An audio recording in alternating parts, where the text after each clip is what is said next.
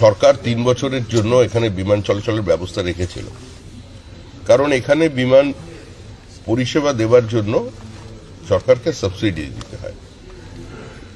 কিন্তু বর্তমান যুগে তো সাবসিডি দিয়ে দীর্ঘকালীন কোনো বিমান চালানো সম্ভব নয়। তা সেই 3 বছরের মেয়াদটা ফুরিয়ে আসছে। আমি একজন সাংসদ হিসেবে রাজ্যসভায় এটা নিয়ে প্রশ্ন করেছি এবং বলেছিলাম, তার সঙ্গে সঙ্গে সংশ্লিষ্ট দপ্তরের মন্ত্রীর সঙ্গে আমার কথা হয়েছে। ভারত সরকার চায় যে কুচবিহারে বিমান পরিষেবা থাকুক, সেখানে এক্সপ্যানশনের ক্ষেত্রে এখানে কিছু প্রবলেম আছে। রানওয়ে বাড়াতে গেলে রেল লাইন আছে, সেখানে ইলেকট্রিফিকেশন হয়ে গেছে অলরেডি, কিছু বাড়িও তৈরি হয়ে গেছে, আর এটা অত্যন্ত প্রাচীন একটা বিমানবন্দর।